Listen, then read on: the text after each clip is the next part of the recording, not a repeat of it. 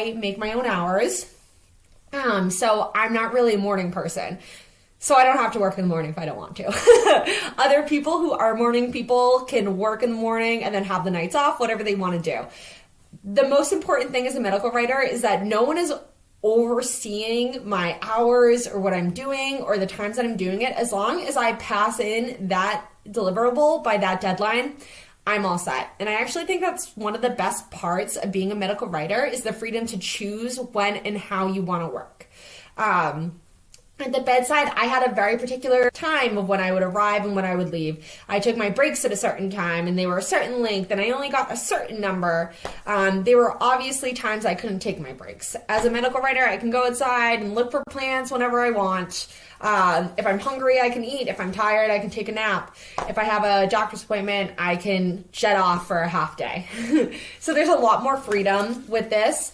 So that's why my days look different from day to day. The only caveat with that is that there's no one here to make sure I'm getting my work done. So I really have to be my own manager and manage my time appropriately. So I can get an assignment and I can procrastinate until 2 days before if I want.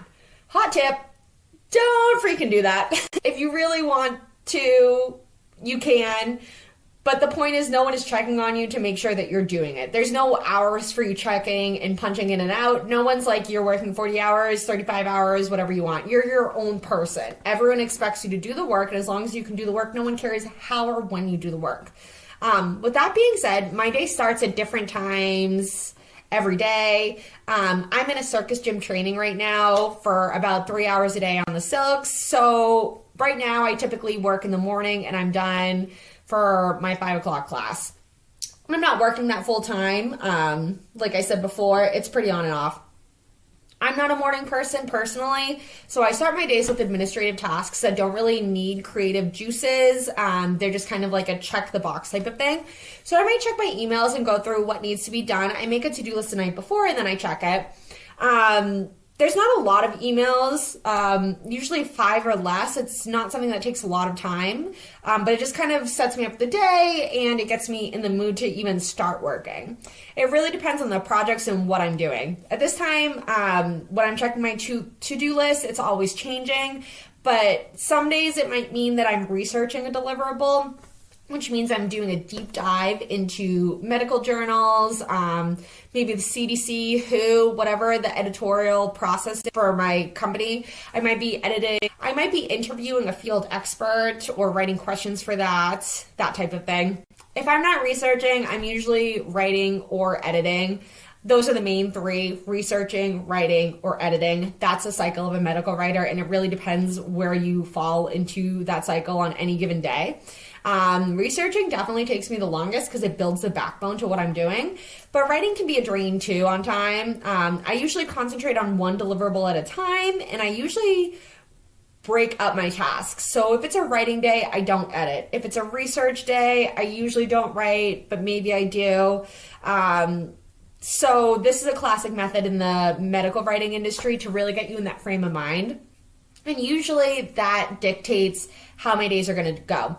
So if I'm done researching, then I might put that deliverable away and do more administrative tasks or something like that. I usually don't try and mix too much of one deliverable on one day because that can just kind of be a brain drain, or I find that the deliverables don't come out as strongly if I have it on one day than if I break it up.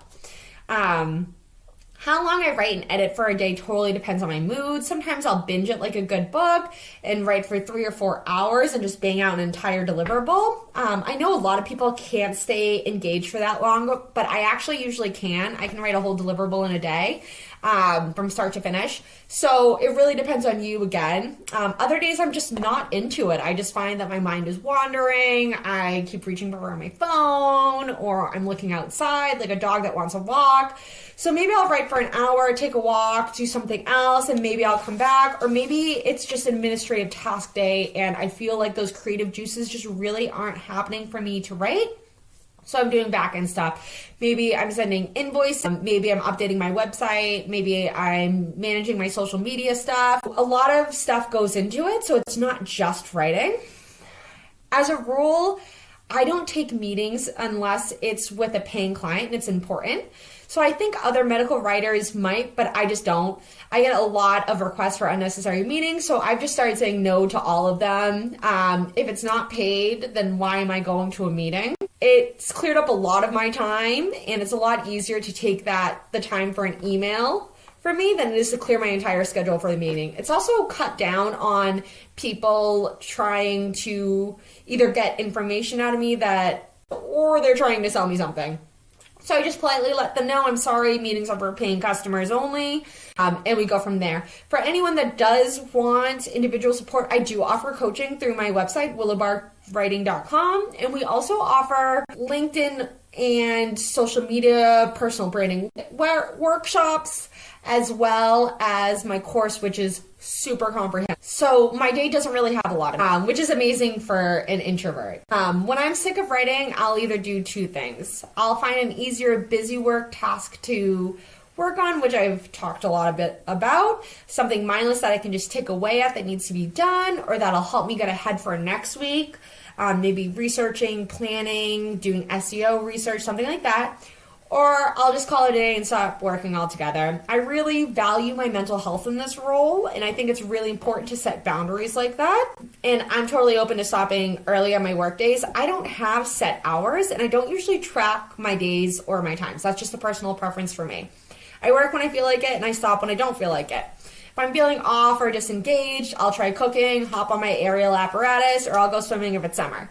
If I'm like really in the zone and I'm enjoying what I'm doing and it's super engaging, then I'll just keep going because that's what I feel like doing, and I'm totally okay with that.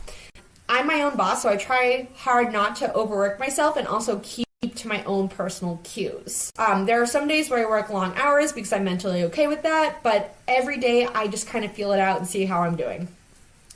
Overall, I'll definitely take medical writing over my bedside job. I think that finding your own personal cues instead of working to the demands of a boss or a company is a lot better for my own personal health and my own personal growth. It's also been amazing to build and watch this business grow, and it's been fun to kind of put your own spice of personality in it through personal branding. I love the healthcare sector, but once I figured out that I could use my nursing license without being burnt out and not deal with the high stress of patient care every day, I was absolutely hooked.